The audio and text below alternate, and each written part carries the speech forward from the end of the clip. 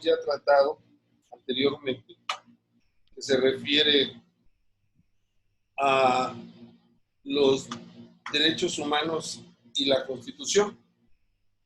Hemos elegido estos temas porque consideramos que son muy importantes. Vamos a conocer a nuestros invitados que tendremos el día de hoy. Adelante, Daniel, por favor.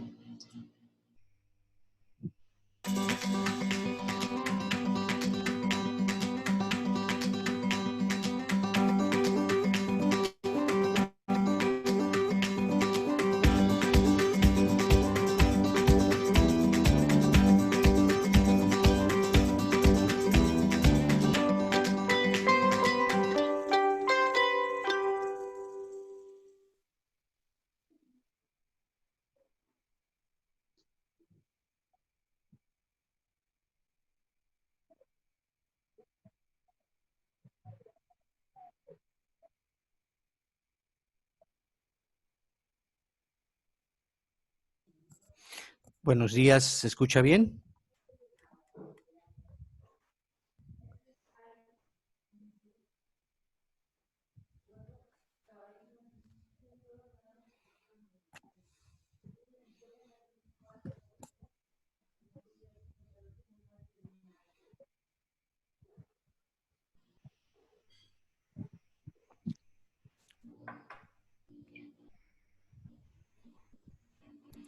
Buenos días nuevamente. Estamos transmitiendo desde la Universidad Autónoma de Chiapas a través del SECOCICE en nuestro viernes de Derechos Humanos. Queremos saludar a los que ya nos acompañan: Angélica González, Antonia Q, Hilda López Sainz, Jesús David, José Valles, Karina Daniela, Bianca Larisa. Gracias por estar con nosotros como todos los viernes.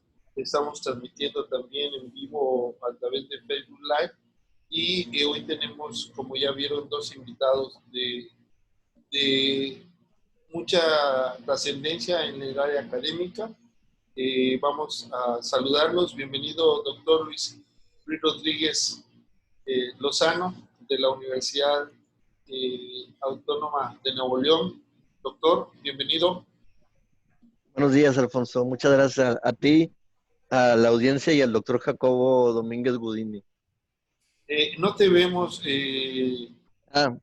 no se te ve, por favor, así para que te conozcamos. Ok, sale. Bienvenido, doctor. Y también tenemos hoy la presencia de un destacado constitucionalista, el doctor Jacobo Domínguez. Bienvenido, doctor. Muy buenos días, Alfonso Jaime. La verdad es que es un gusto estar en este programa que ya es muy famoso, ¿eh? Ya por acá la gente en Veracruz lo conoce muy bien. Perfecto. Bueno, ahí vamos poco a poco con el apoyo de todos ustedes. Este es un espacio para la promoción de los derechos humanos y también un foro para discutir sobre temas importantes del derecho, sobre todo del derecho constitucional y del derecho convencional que protege los derechos humanos. Y el tema de hoy, para empezar, doctor Luis Rodríguez, ¿qué importancia tiene la ética desde su perspectiva en el ejercicio del derecho y de la protección de los derechos humanos? Buenos días. Pues yo pienso que yo considero que la ética es el sustrato moral y fundamental del derecho y de su práctica, puesto que la ética nos haría en ese sentido vincularnos por medio de principios éticos y del respeto. Caso contrario, cuando no dejamos de lado la ética, los vínculos humanos se dan por otros canales de interés, de conveniencia, pero no de respeto. Yo considero que la ética es lo que, en palabras de Adela Cortina, nos permite tener una vida más digna y una vida más positiva en nuestros vínculos en sociedad. Perfecto. Doctor, le voy a pedir que nada más se le vea una parte del rostro. Ok. Doctor Jacobo Domínguez, ¿cuál es su opinión respecto a la misma cuestión de la ética tan cuestionada para los abogados, vista de manera sospechosa para la sociedad. Si hemos perdido el rumbo o vamos bien o cuál es la situación en la que nos encontramos respecto a la protección de los derechos humanos desde el punto de vista constitucional, por favor. Bueno, Alfonso, primero que nada saludo con afecto a mi amigo Luis Rodríguez desde Nuevo León. Gracias, Luis, por la invitación. Es el artífice de que yo me encuentre aquí con ustedes. Y saludamos también a Hilda Sainz desde Venezuela y Angélica González. Gracias por acompañarnos. Mira, Alfonso, me llama mucho la atención cómo separas las categorías semánticas de la sociedad y los abogados, porque tienes toda la razón. Efectivamente, pareciera que los abogados estamos en otro contexto, que no vamos a la par de lo que se plantea en la sociedad. Eso tiene que ver con nuestra deformación profesional. Si nosotros revisamos la construcción de nuestros paradigmas como abogados, vamos a ver que en México se enseñó el derecho a partir de la idea positivista. Básicamente todos conocimos el libro de García Maínez, que hacía una separación entre la moral y el derecho. Y era un tema sumamente relevante. Había que separar lo que eran las cargas éticas o lo que pertenecía al ethos, a la costumbre, a la buena costumbre, de la parte jurídica, que era como la parte dura, la parte hard, la parte exterior, que era exigible a las demás personas. Sin embargo, cuando vamos viendo la transformación del lenguaje jurídico a lo largo del siglo XX, nos damos cuenta que el derecho y la ética tienen que acercarse. Más todavía, para que nosotros podamos hablar de control de principios, ¿sí? A través de protección jurisdiccional, tenemos que remitirnos al catálogo de la ética y al catálogo de lo moral. ¿Qué tipo de sociedad es la que proyecta nuestra Constitución? Si nuestra Constitución fuera un mapa de a dónde queremos llegar como país, ¿cuáles son los principios que en un momento dado van a enmarcarse en textos normativos para hacerse exigibles? Entonces, en ese orden de ideas, a mí me da la impresión, Alfonso, o la mejor opinión del resto de los panelistas, que la moral y el derecho tienen que caminar de la mano y que justamente las nuevas corrientes de interpretación nos llevan a acercar esas dos cosas. La Constitución es en parte un poco del ideal de lo que las sociedades quieren ser. Entonces, cuando interpretamos la Constitución, tenemos que interpretar el deseo de nuestras sociedades, es decir, es un pensamiento ético. Todo pensamiento político debe ser un pensamiento ético. Muy bien, doctor Jacobo, excelente. Aquí nos toca un tema también sumamente importante respecto de los principios. Yo recuerdo y también he citado al doctor, como muchos, de introducción al estudio del derecho, Eduardo García Maínez, que por ejemplo cuando habla de las fuentes formales del derecho no incluye a los tratados internacionales. Y ahora pues es una fuente de derecho importante, ¿verdad? Pero también se nos hablaba mucho de los principios generales del derecho. No sé, desde el punto de vista, doctor Luis Gerardo Rodríguez, los principios generales del derecho que nos enseñaban en aquella época son los mismos principios generales del derecho. Yo, como éramos eminentemente positivistas, pues si no estaba en la ley, pues todo el mundo hablaba de los principios, pero no sabíamos dónde estaban. ¿Cuál es su opinión, doctor Luis Gerardo Rodríguez? Bueno, yo pienso que siguen siendo los mismos y se han complementado con otros principios. El problema es que esos principios tengan eficacia y realmente se vuelvan vinculantes en nuestra vida práctica. Yo ahí pienso que, de acuerdo, o sea, estoy de acuerdo con mi maestro que tuve en la Universidad Nacional Autónoma de México, al doctor Arnaldo Córdoba. Nada más tomé con él un seminario, pero me quedó muy grabada una cosa de referente a lo que es el doctor Jacobo ahorita de la Constitución. Yo estoy de acuerdo en todo eso, pero finalmente nos decía en aquel entonces, era en los 90 todavía, finales de los 90, el doctor Arnaldo Córdoba, que la Constitución finalmente es asumir los factores reales de poder. Entonces, esa constitución se conforma, sí, dijo el doctor Jacobo que todo pensamiento político debería ser ético, debería, pero el problema es que esos factores reales de poder son factores de conveniencia política, no factores moralizantes, ¿no? Entonces, en mi opinión, en ese sentido, estoy de acuerdo con el doctor Arnaldo Córdoba que el derecho, aunque me han criticado mucho, pero sigo sosteniendo lo mismo. En ese sentido, si tomamos en cuenta y estamos de acuerdo con el doctor Arnaldo Córdoba, el derecho tiene un factor decepcionante. ¿Por qué? Porque siempre esos mismos factores de poder son los que van conformando nuestra constitución y nuestra guía y nuestro faro, pero eso es un faro hacia dónde. Es mi opinión. Por otro lado, también estoy de acuerdo, como dice el jurista, un clásico español, Alejandro Nieto García, en su libro Los Límites, creo que se llama, es un libro escrito con el doctor Agustín Gordillo, Crítica de la Razón Jurídica, o algo así se llama, es de Trota. Es un libro delgadito. Y ahí el doctor Alejandro Nieto García también expresa, pues, algunos cuestionamientos bastante, quizás no muy halagadores sobre el derecho, ¿no? Pero luego señala lo que tú decías, en el sentido de que quizás esto que tenemos ahorita, con todo lo abstracto que puede ser y lo maleable que puede ser, como dice Ronald, como dice Zagrebelsky, y muchas veces esa maleabilidad, pues, no precisamente es conforme a la justicia. Es mejor lo que tenemos ahorita, como dice Alejandro Nieto García, que el derecho cerrado y rígido que teníamos antes, ¿no? O sea, a lo que voy es que creo que en este contexto que tenemos hoy hay más posibilidades para lograr la justicia o vivir un derecho más justo y más amable para la sociedad en general y por supuesto para los que menos tienen, ¿no? Pero es solamente una aspiración, como dice Alejandro Nieto García, y una posibilidad, pero bueno, esa posibilidad no existía antes con un derecho tan rígido, ¿no?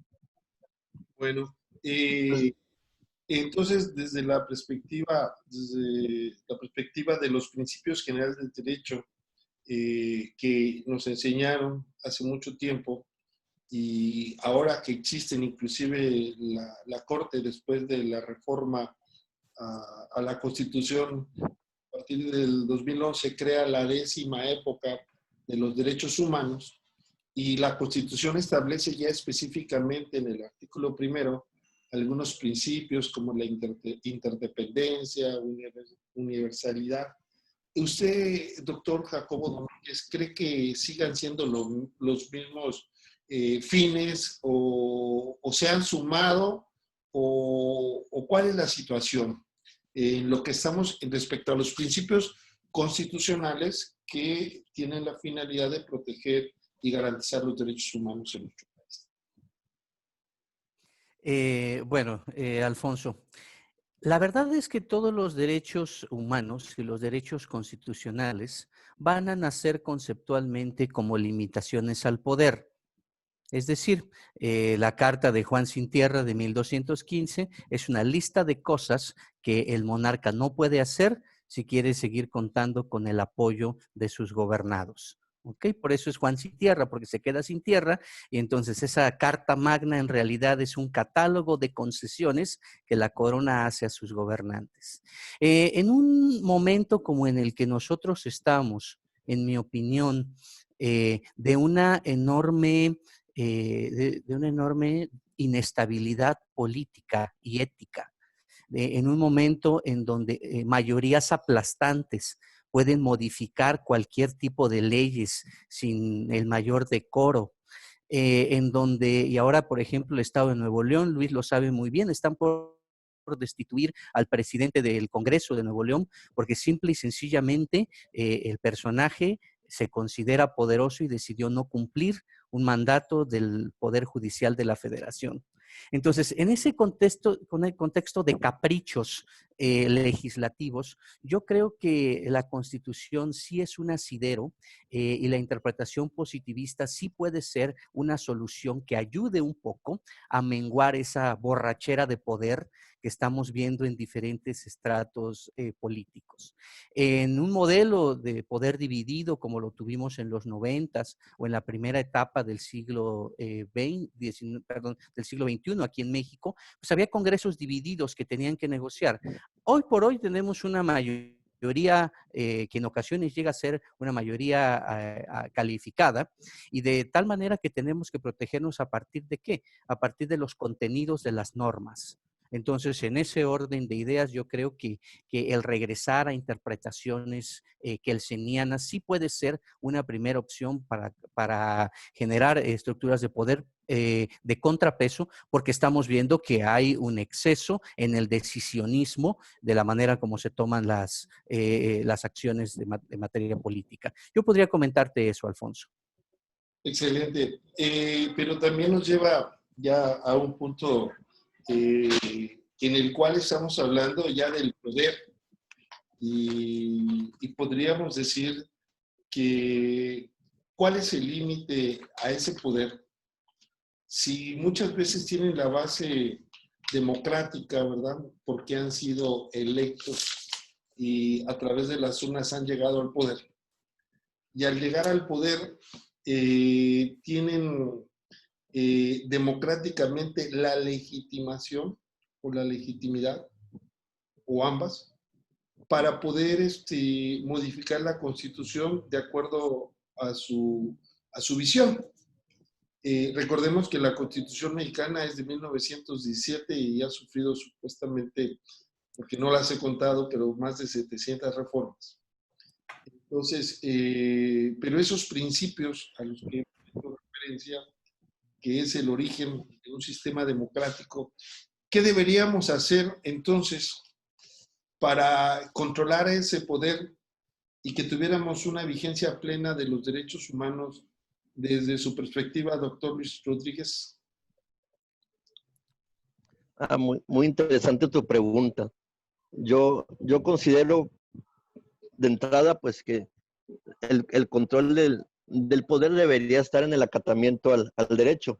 Ahora, vinculado con el tema de los derechos humanos, como tú señalas, me parece que también es un problema de educación. O sea, tenemos que tener una mejor educación en derechos humanos, pero una educación más formativa que informativa. O sea, una formación que realmente nos humanice como personas para que podamos pues tener un mejores referentes estéticos en el derecho, ¿no? Pero también me parece que es importante lo que tú decías de la legitimidad. Yo creo que no tiene a lo mejor algo muy directo que ver, pero yo considero que también tiene algo que ver, es con viviendo en un país con enormes desigualdades sociales. No es muy extraño que luego se conciten situaciones contrarias al derecho. Cualquier libro de criminología crítica, bueno, tan solo pienso en el libro de Alessandro Barata, él ahí señala varios aspectos de cómo en situaciones de enorme pobreza, pues es una condición el que de repente se empiecen a cometer muchos ilícitos porque la gente tiene hambre, ¿no? Y aquí te pongo un ejemplo, y yo creo que sería bueno volver a ver esa película magistral, El Padrino. El Padrino en el Padrino, el Michael Corleone se vuelve realmente, no, el Vito Corleone se vuelve realmente el padrino porque no tenía hambre, no tenía con qué mantener a su familia, y estaba su hijo y no tenía para comprar la leche. Entonces, esas cuestiones de desigualdad social luego nos llevan por ese tipo de asideros. Ahora, también de cómo lograr mejores comportamientos éticos, yo pienso que necesitamos mejores condiciones materiales de vida, pero también se necesita algo que señala el rabino Fernando Fischel. O sea, tenemos que tener práctica en nuestros comportamientos éticos. O sea, todos podemos fallar, pero tenemos que también tener el convencimiento y la convicción de querer ser mejores éticamente y estar insistiendo, insistiendo y estar tratando en la búsqueda de nuestro continuo mejoramiento como personas. Yo pienso que esto es también muy importante tenerlo en cuenta y de cara al político, pues eso tampoco no es tan sencillo, ya cuando lo ves desde el punto de vista político, puesto que si tú ves a Maquiavelo, Maquiavelo consigue el poder como una técnica de dominación y creo yo que es con esa técnica de dominación que los políticos se han vinculado y no con la técnica del bien común como señala la teoría del Estado. Y de ahí lo complicado es que la ética que practican unos y otros no es igual ni consistente. Yo creo que por eso es muy importante invertir mucho en educación y mejorar las condiciones de vida materiales de la sociedad. Yo pienso que en mi opinión muy personal, mientras que no se mejoren estas dos condiciones, no hay mucho que hacer. Y sobre el particular, también ahí quiero recomendar a Pablo Latapizarre, un pedagogo mexicano ya fallecido, sacerdote jesuita, que habla mucho sobre este punto y una conferencia que pueden encontrar en YouTube todos, que se llama ¿Qué es una buena educación?, que vale la pena que volviéramos a escuchar, porque Pablo Latapizarre fue todo un referente ético de la educación. Gracias, Alfonso. Muy bien, y nos vamos yendo hacia una situación interesante. Saludamos a Itzel Ramírez, a Cuauhtémoc Ramón, también bueno, no dice su nombre, pero saludos a Margarita Chiapas, ¿no? Vivimos en un país, cuando el tema que toca el doctor Luis Rodríguez habla de la desigualdad social.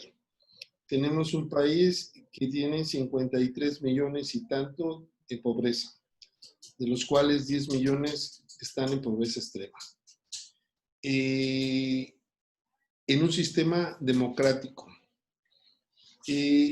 Y los derechos humanos, sobre todo los derechos humanos, llámese los derechos sociales, económicos y culturales, la esencia de ellos es combatir la pobreza. En ese sentido, ¿cuál debería ser la mejor forma de proteger estos derechos que ya la Corte Interamericana ha dicho que no son programáticos, sino que son exigibles y que son de aplicación inmediata? Y la Corte cada vez más interpreta el artículo 26 de la Convención Americana de Derechos Humanos, que establece pues, ya el derecho a la seguridad social, el derecho a la salud, el derecho a un medio ambiente sano. Pero es algo que apenas se está gestando. En México, constitucionalmente, ¿cómo andamos con la protección de los DESCA? Doctor Jacobo Domínguez, por favor. Sí, bueno, el planteamiento es muy interesante porque en esencia, conceptualmente, los DESC deben ser derechos programáticos. Sin embargo, cuando son utilizados por las autoridades para resistirse a cumplirlos, el término programático juega un rol de ambigüedad. Es decir, no se ve un avance programático, sino una simulación de cumplimiento. Entonces los tribunales internacionales, particularmente la Corte Hemisférica, que es la Corte Interamericana de Derechos Humanos, dijo no más utilicen, estados, el concepto programático como un pretexto para no cumplir lo que sí es cumplible inmediatamente. Y entonces han dado un giro, y ese mismo giro lo tiene que interiorizar a través de su jurisprudencia los tribunales de los estados. En Colombia, por ejemplo, ya vemos eso muy desarrollado. Ya hay una gran cantidad de derechos que en sentido original tendrían que ser programáticos y que se han vuelto derechos inmediatos. Por ejemplo, todo el tema que se refiere a derecho humanitario es un tema que ha evolucionado muy rápidamente. En México todavía tenemos ciertas ambigüedades porque el ámbito de cumplimiento de los derechos pasa por diferentes autoridades, autoridades locales, autoridades municipales y autoridades federales. Entonces se diluye un poco ese planteamiento. Sin embargo, cada vez vemos cómo nuestra Suprema Corte de Justicia se empieza a acercar a esas posturas que son cada vez más garantistas. Pero bueno, respondiendo puntualmente a tu pregunta, Alfonso, creo que el cumplimiento es incipiente aún. Es decir, falta evolucionar mucho en el cómo. Sí, los tribunales son muy prolíficos en decir sí que se haga, pero en el cómo todavía se adolece mucho de eso, mecanismos de cumplimiento. Y ahí nos va a llevar a otra discusión colateral, que son medidas cautelares. En ese sentido, de parte de la pandemia en que estamos viviendo, y que una de las cuestiones que es garantizar los derechos humanos, el derecho a la protección de la salud. ¿Cuál es su visión, doctor Luis Rodríguez, sobre el derecho a la protección de la salud que México otorga a la población de manera en cuanto a la eficacia de este derecho?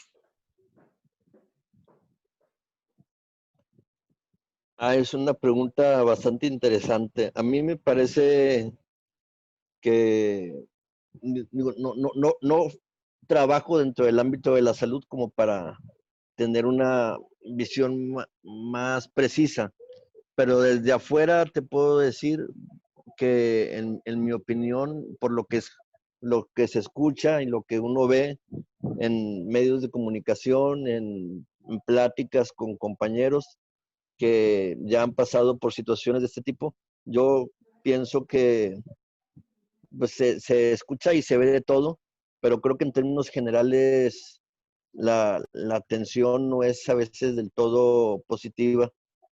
Considero que hay mucha carencia de recursos y también esto se está reflejando hoy en día en la pandemia, como tú señalas, ¿no? En mi opinión también es muy importante tener claros que ir hacia otro modelo de Estado donde tengan más cumplimiento los DESC y que realmente impacten en la vida de las personas, porque de repente hacemos muchas, y es valioso, ¿no? Porque finalmente es conocimiento que nos nutre, ¿no? Y que nos enriquece. Eso creo yo que no tiene, que queda claro. Pero también yo creo que no podemos perder de vista lo que decía el filósofo Norberto Bobbio en su libro El tiempo de los derechos. El problema es que los fundamentamos mucho y hablamos mucho de concepciones teóricas, pero ¿qué pasa con su cumplimiento? ¿Qué pasa con la eficacia de estos derechos? Y es lo que decía Norberto Bobbio en ese libro que a mí me parece muy bonito y tiene una autobiografía que se llama, así se llama su autobiografía, es un libro raro de conseguir.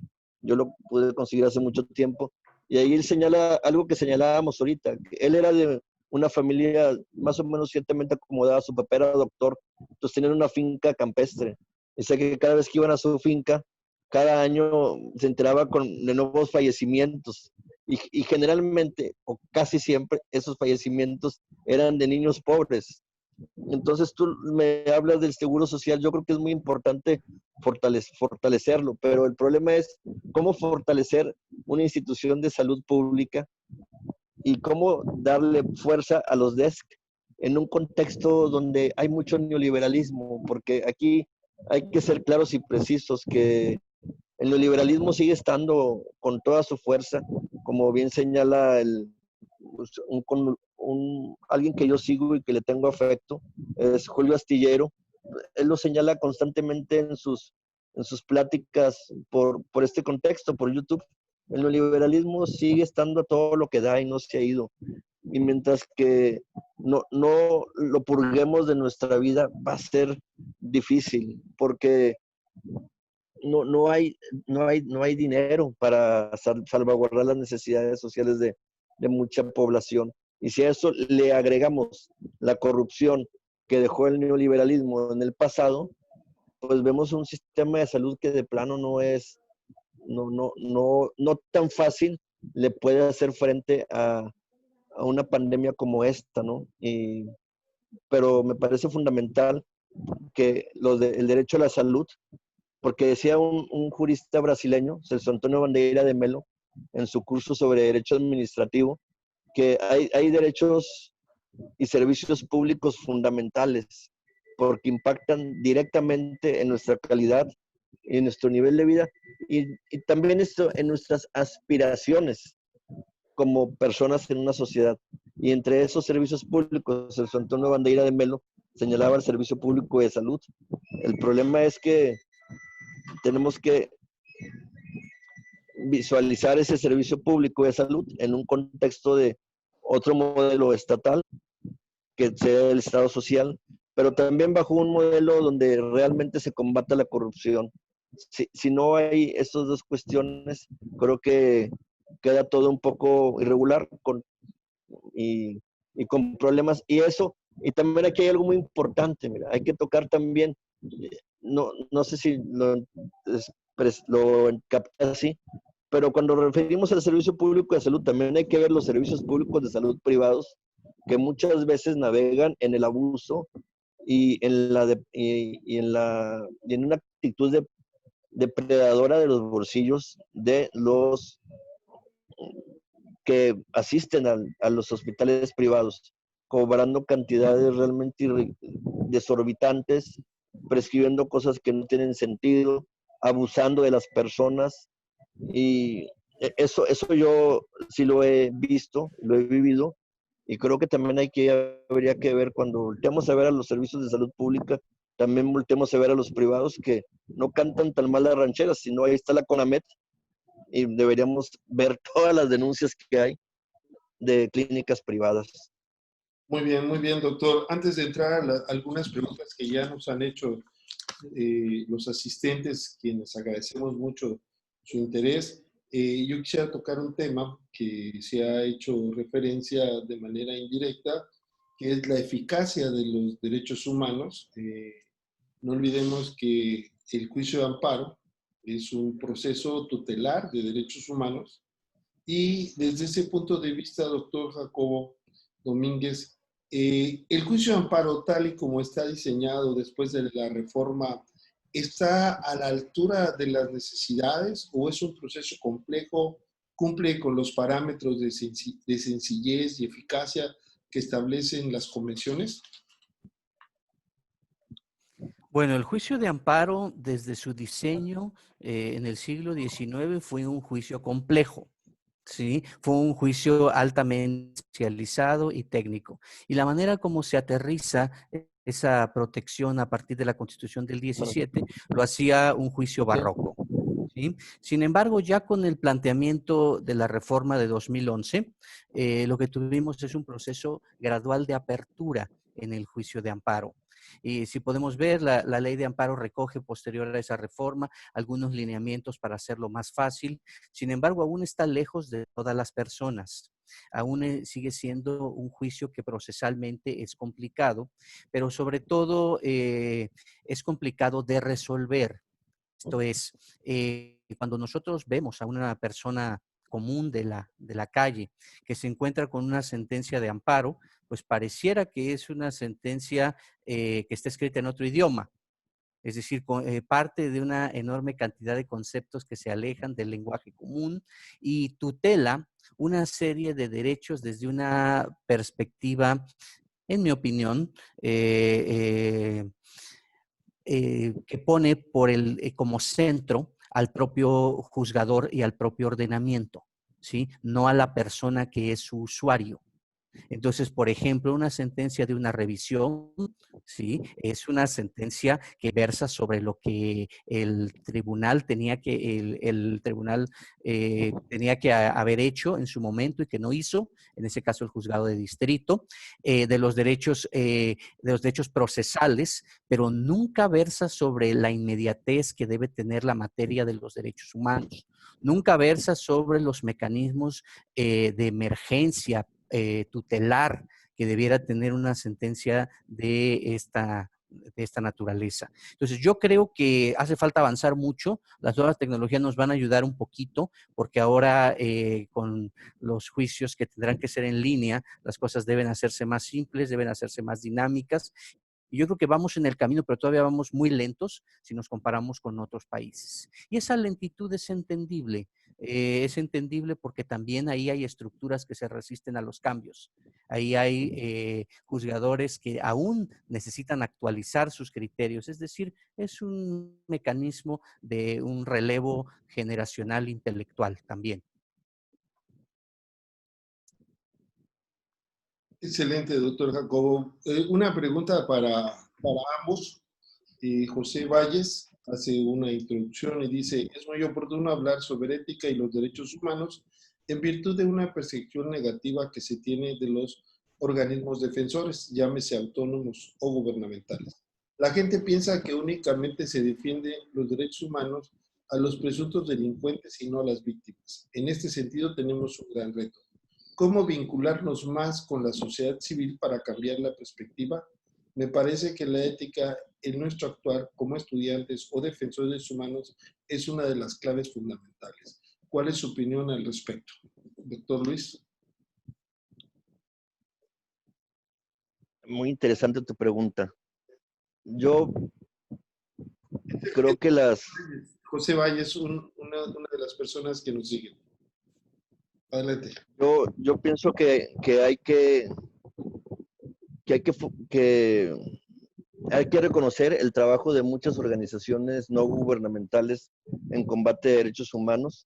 Tan solo cuando estuve ahí contigo una vez en Chiapas, pues pude ver cómo hacen mucho trabajo ahí en la Universidad de Chiapas, vinculados con organizaciones de derechos humanos y están defendiendo casos prácticos. Y me parece eso muy importante porque es una forma de fomentar el estudio de los derechos humanos, pero también de vivir los derechos humanos en la práctica, con todas sus inconsistencias, injusticias, aberraciones y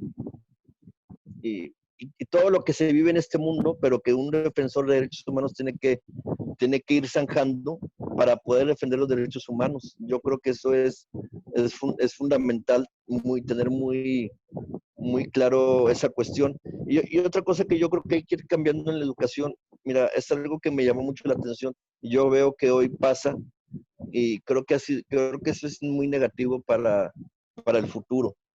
Ayer estaba viendo una película que se llama Chitel, algo así.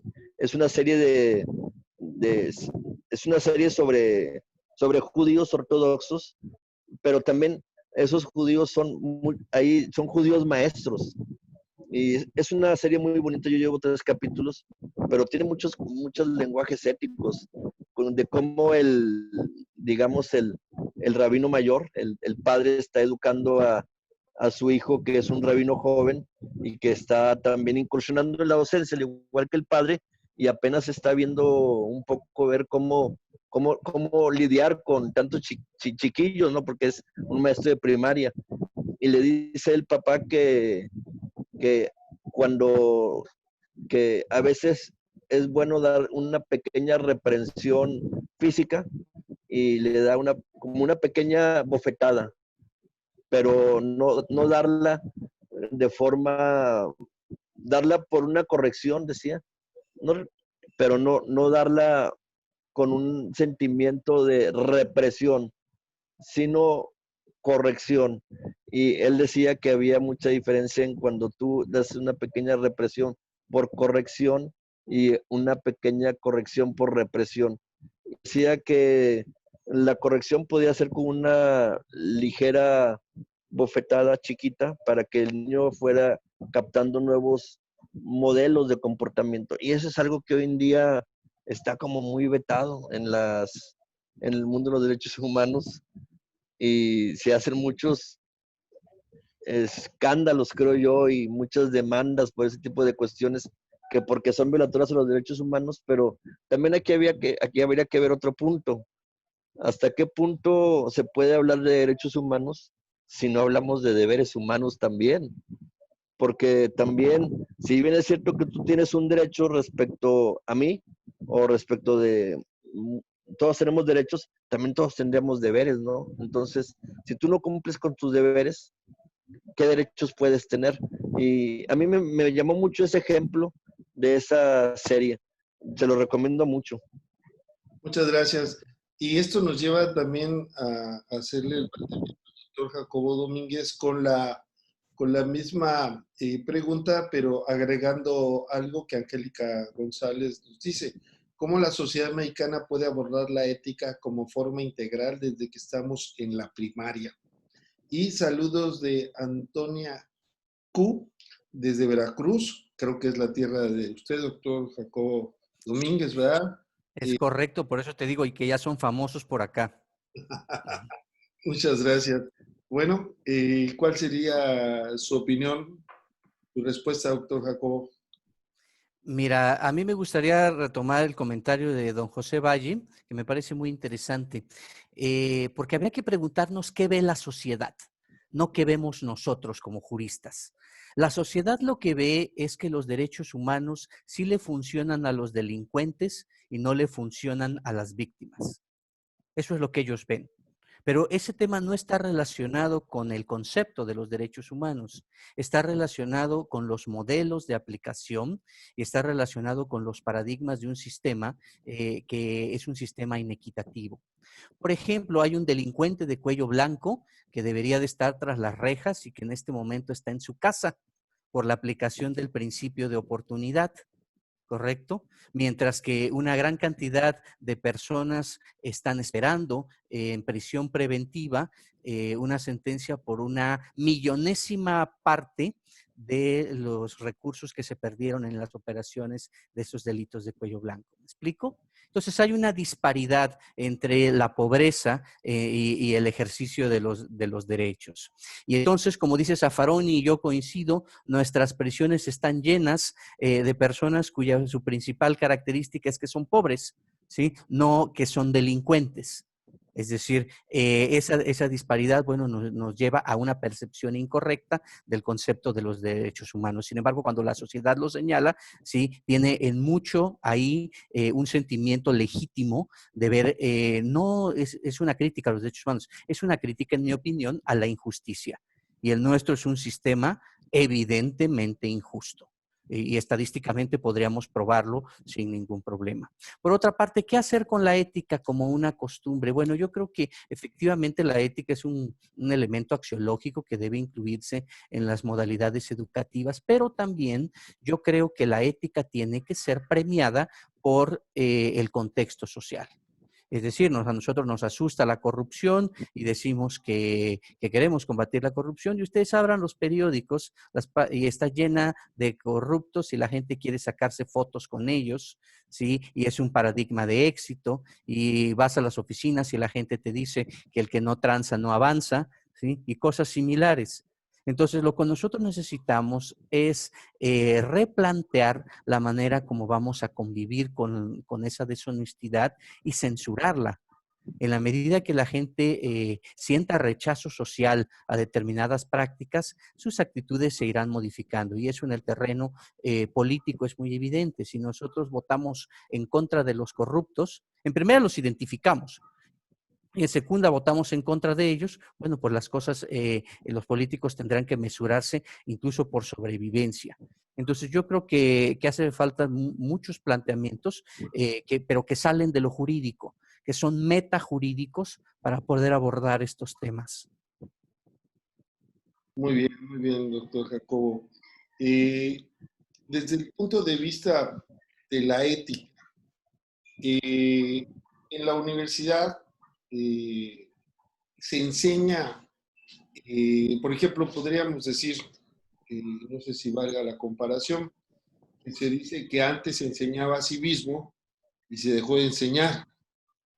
La ética es una matrícula en las universidades y si es una matrícula o no en las universidades debería de ser y si es una matrícula debería de fortalecerse y cómo, doctor Rodríguez.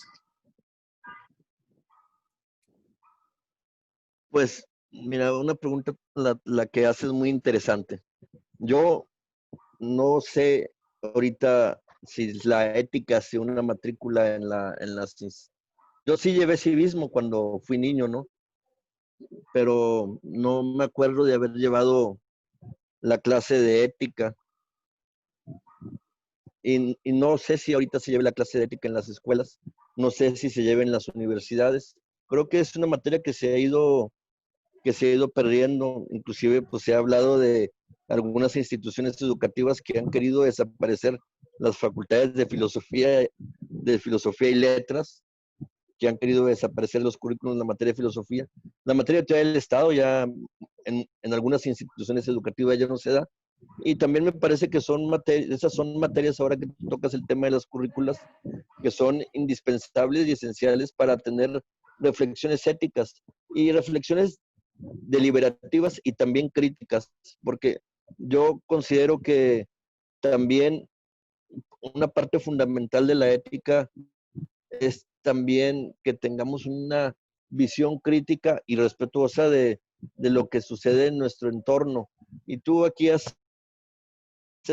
y yo creo que aquí hemos hecho, bueno, lo que dijo ahorita el doctor Jacobo me parece interesante, ¿no?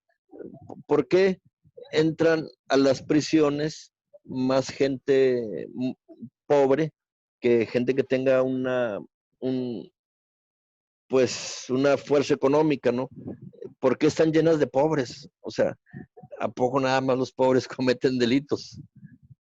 Y yo creo que eso sería, yo no soy penalista, pero, pero creo que sería una cuestión bastante importante para dejarlo a la reflexión. Y desde la educación creo yo que se pueden ir transformando muchas cosas, pero yo pienso que habría que, yo no soy pedagogo, entonces se me complica dar una opinión sobre estos temas que tú me preguntas, pero un poco retomando las palabras de Pablo Tapí, mira, quiero recomendar un libro que se llama Final Absentísimo, y que es su glosa final sobre cómo él veía la educación. Y Pablo Tapí fue todo un referente nacional en la educación. Él fue asesor principal de como 10 secretarios de educación pública, hasta el último de quien fue asesor fue de Alejandro Lujambio, y tiene una vasta obra en temas de educación. Y ese libro se publicó en el Fondo de Cultura Económica, y ahí él pone sus pequeñas glosas. Él ya se estaba muriendo, ya tenía cáncer terminal, y ahí lo dice en el libro, en la introducción, pero estaba apuntando, digamos, la conclusión de cómo veía la educación al término de su vida. Y es bastante interesante porque él señala de que quizás en otros tiempos podía tener la educación criterios los cuales él no compartía, como ciertos criterios de persecución religiosa, pero hablaba también que la educación era más formativa. Entonces, quizás habría que replantear y reacomodar muchas cosas. Creo yo que lo espiritual es importante, porque un político creo yo que un político que no tenga cuestiones espirituales, ya no digo religiosas, pues no va a poder desempeñar una buena labor política. O sea, un límite desde una perspectiva espiritual, creo que es importante para todas las profesiones, ¿no? El tener una idea de espiritualidad es importante, pero también tener una idea desde más desde cuestiones pedagógicas sobre la educación, creo yo que es importante. Y yo creo que sería bastante importante que se leyeran los libros de Pablo Tapí creo yo que él podría aportar una respuesta muy solvente a tu pregunta, pues todos sus estudios fueron sobre eso. Muy bien, doctor. Me queda, antes de hacer unas preguntas de las personas que nos siguen, me queda la idea de que se podría concluir, no sé, si solamente en México se castiga la pobreza, porque la pobreza es una característica de la gente que está privada de la libertad. Y entonces, ¿cuál sería su opinión, doctor Jacobo, si en el capítulo de derechos humanos tenemos la figura del arraigo en México? el arraigo penal. Y ahora se amplía el catálogo de prisión oficiosa, en el cual el juez vuelve a ser un ser inanimado, porque solamente basta que esté ¿no? ¿Cuál es su opinión al respecto, mi querido doctor Jacobo? Bueno, Alfonso, déjame compartirte un detalle. Yo estoy terminando un artículo que espero publicar próximamente que se llama El regreso a la era glacial en el derecho penal. Y entonces lo que ahí estamos intentando analizar, ¿sí? Es que todas las reformas en materia penal que se han dado recientemente en diferentes países, no solo en México, tienden a las teorías clásicas del derecho penal, a la teoría de la pena como ejemplarizante, y se inscriben en una ignominiosa lista que una pensadora española intituló el punitivismo popular. Entonces, en ese orden de ideas, eh, populismo punitivo a lo que quiere llegar es a penas más altas como mecanismos de propaganda política, a supresión de derechos como mecanismos de hacer ver al Estado fuerte, etcétera. Sin embargo, elude las reglas fundamentales del proceso. Parte del elemento importante del modelo adversarial era el rol fundamental del juez. Entonces, con esto, evidentemente, hay un elemento regresivo, ¿sí? Y así sucesivamente podemos ver cómo todo es penas para arriba, reducción de derechos. Pero al mismo tiempo vemos que los niveles de impunidad no bajan.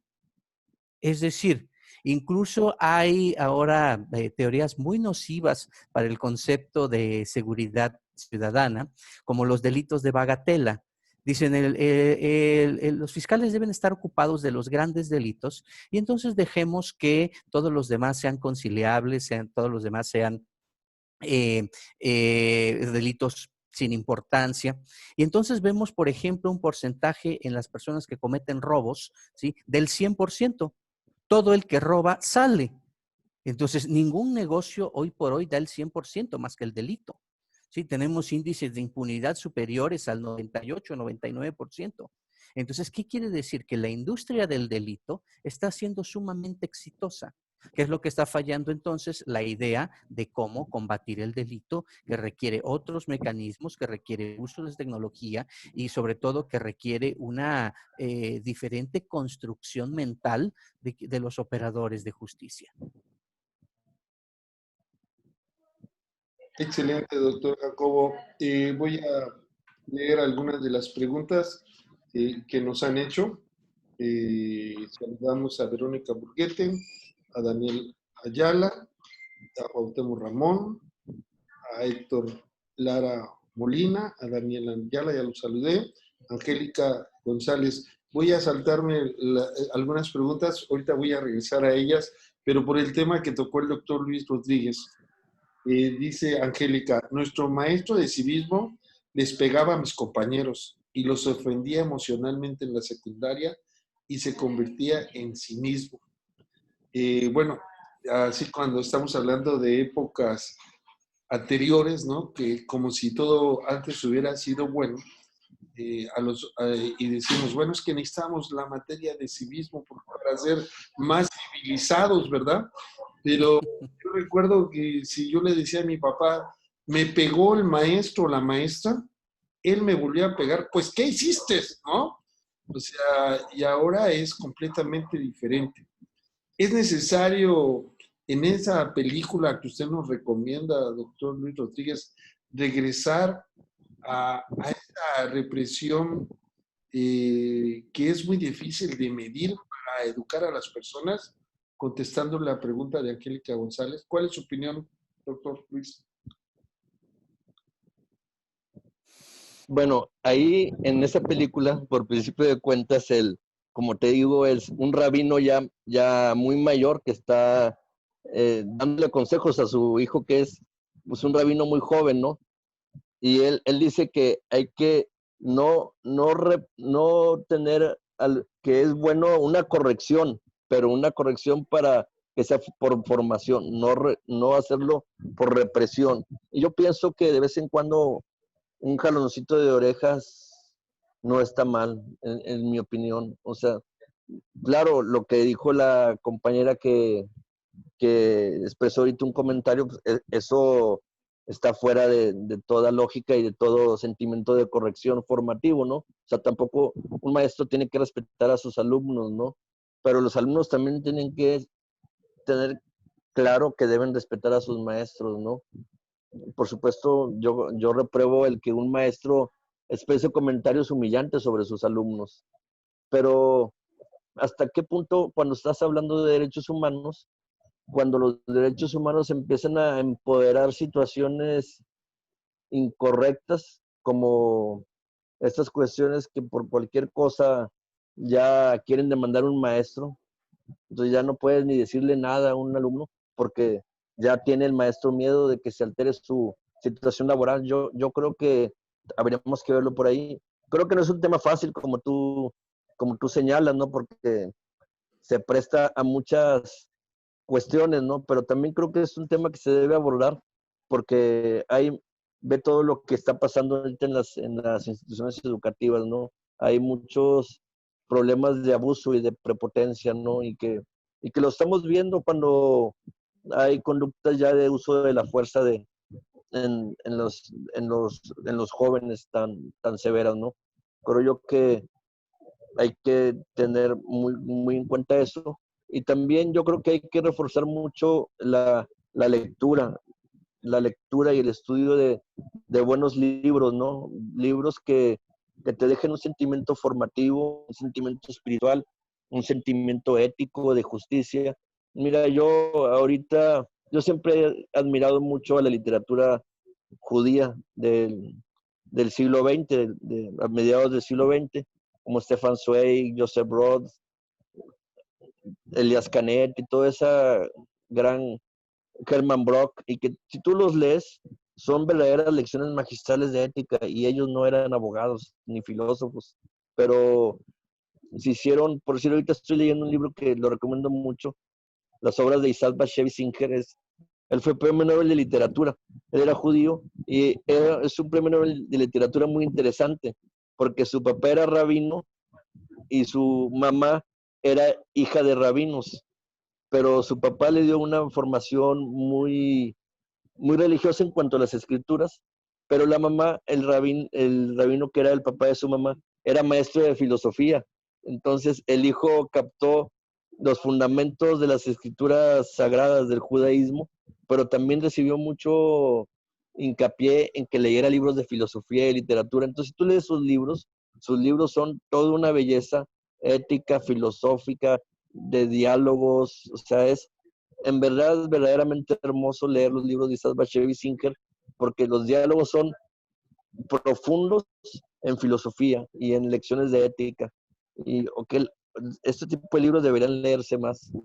Muy bien, doctor.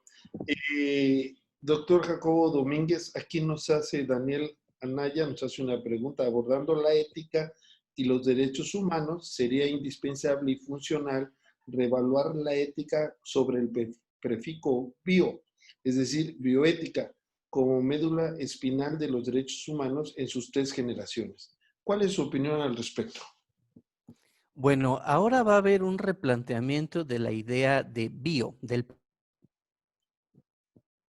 prefijo bio, que va a empezar a acompañar a muchas de las expresiones que usamos en nuestro lenguaje cotidiano.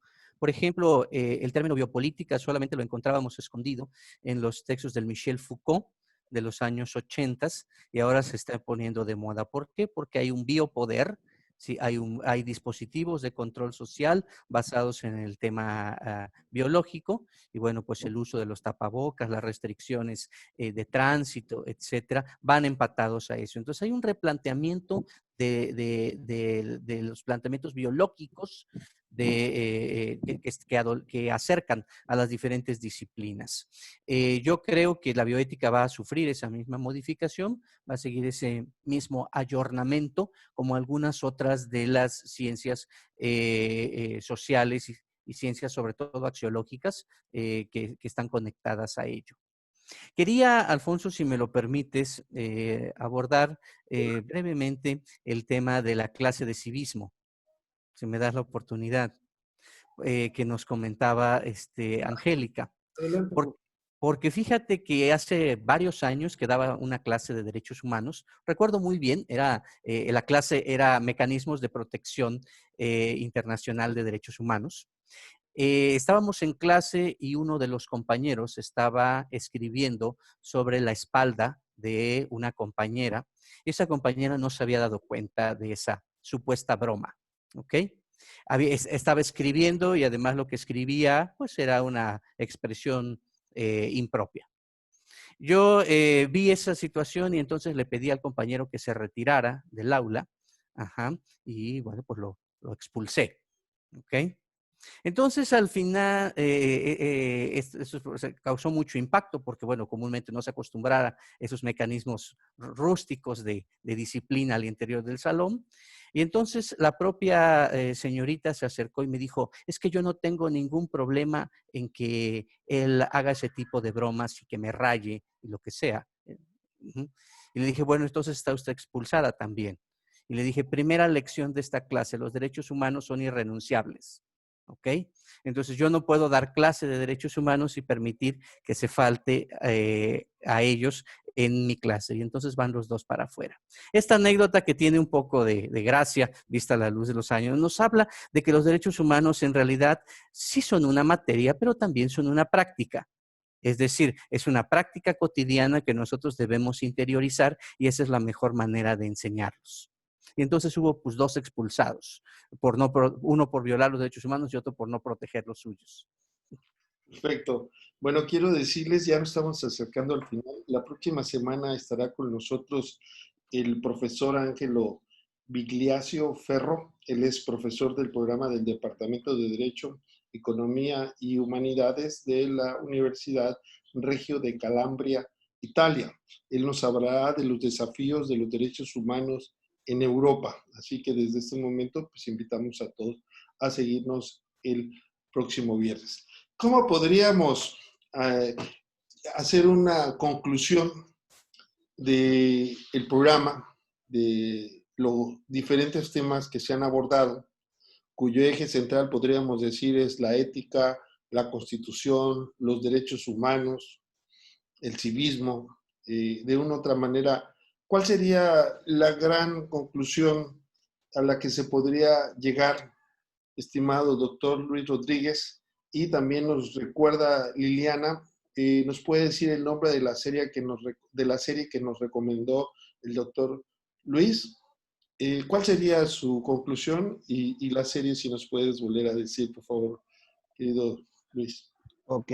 Mira, pues primero por lo último, la serie creo que se llama Cheater, pero hoy te la paso por WhatsApp el nombre exacto para que se pueda buscar. Está en Netflix. Son varias temporadas y en verdad está muy interesante. Tiene muchas lecciones éticas dentro. Es una serie de cómo es la vida en una comunidad de rabinos ortodoxos. Pero te la comparto de ratito para que sea el nombre exacto y así lo puedan encontrar correctamente. Gracias. ¿Cuál sería mi conclusión? Pues yo considero que no estamos atravesando por un buen momento ya de tiempo atrás en cuestión de ética, de cumplimiento de derecho y de que realmente, porque la gente perciba que hay un Estado de Derecho sólido. Yo pienso que se necesita trabajar mucho en este sentido, en este aspecto. Necesita mucho estudiar, mucho leer y mejorar las condiciones de vida de la población. Y hace falta mucho trabajo. Y yo aquí nada más quiero retomar algunas palabras del el padre de la Constitución, Solón, cuando Solón señalaba que si en una república empezaban a escasear los hombres de valor, o sea, los hombres valiosos como tal, esas repúblicas habrían de entrar en una etapa de decadencia, ¿no? Entonces habría que ver y ojalá y pronto haya mucha gente valiosa, ¿no? Que sea la que tome las decisiones en una república, ¿no? Y yo ayer estaba leyendo el libro de la familia Moscat de Isaac Bashevis Singer y me gustó mucho la dedicatoria que le hace a su hermano y la quiero compartir. Dice, dedico estas páginas a la memoria de mi desaparecido hermano Joshua Singer, autor de Los Hermanos Askenazin. Para mí, él fue no solo el hermano mayor, sino también un padre y maestro espiritual. Siempre lo admiré como modelo de intachable moralidad y honradez literaria.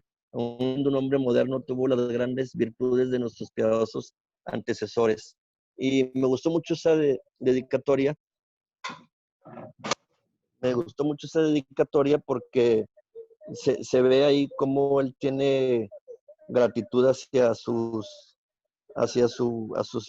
hermano, hacia sus padres, y creo yo que es importante tener presente esas cuestiones de gratitud.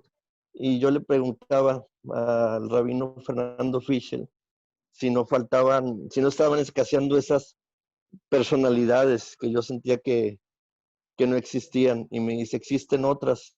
Y bueno, yo creo que esa es la esperanza con la que podemos yo me despido, de que siempre habrá la esperanza de que haya nuevas grandes personalidades que puedan dar respuesta a estos tiempos de oscuridad, como decía la filósofa Hannah Arendt. Gracias, Alfonso. No, gracias a ti. Patti dice, saludos, excelente ponencia. María Xochitl también nos saluda. Doctor Jacobo Domínguez, ¿cuál sería su conclusión en esta? Bueno, mi conclusión en realidad es una felicitación a este espacio, Viernes de Derechos Humanos. Esto es exactamente lo que hay que hacer. Los derechos humanos tienen que difundirse, tienen que hablarse, tienen que trabajarse en su popularización, tiene que educarse a las nuevas generaciones para que hagan las cosas visiblemente mejor de la que lo hemos hecho nosotros. Yo te felicito, Alfonso, tienes un gran espacio, hay que seguirlo aprovechando y bueno, pues estás sembrando una semilla, como dijera el político y presidente veracruzano Ruiz Cortines, Adolfo Ruiz Cortines dice que lo que nosotros debemos pensar es en sembrar para las nuevas generaciones. No, decía Ruiz Cortines, yo no siembro para mí, siembro para el mañana, y eso es lo que ustedes están haciendo. Hay que seguirle sembrando hoy para que las cosas funcionen bien mañana. Muchas gracias por la invitación. No, muchas gracias, doctor Jacobo. También saludamos a Daniel Anaya. Gracias por los comentarios. Roberto MC, gracias por sus comentarios. Selene Domínguez, gracias. Hilda Sainz, gracias. Francisco, excelente espacio de los derechos humanos. Tienen que construirse desde nuestro día a día, pero también generando espacios de discusión y formación. Gracias, Francisco. También saludos, Selene Domínguez y Verónica Burguete, gracias, Héctor Lara Molina. Bueno, gracias a todos. Quiero agradecer a nombre de la Universidad Autónoma de Chiapas, del SECOCICE, al doctor Jacobo Domínguez. Es la primera vez, de hecho, nos estamos conociendo en esta charla académica, y pues aquí en la universidad tiene usted su casa. Esperamos volverlo Gracias. Convocar y a que participe. Y un gran amigo querido ya de muchas batallas, el doctor Luis Gerardo Rodríguez, siempre con cuestiones agudas respecto al ejercicio de la crítica que hace tanto falta en una sociedad donde lo que estamos buscando son nuevas voces para tratar de llegar a otros rumbos. Así que muchas gracias a todos. Feliz fin de semana. Y nos vemos el próximo viernes de Derechos Humanos con el doctor Ángelo Viglianiasi Ferraro. Y nos hablará él desde Italia de los desafíos de los derechos humanos en Europa. Nos vemos en la próxima. Hasta luego. Un gusto saludarte, Jacobo. Saludos, mi Luis, un abrazo. Hasta Nuevo León. Ok, igualmente, mucho éxito a todos.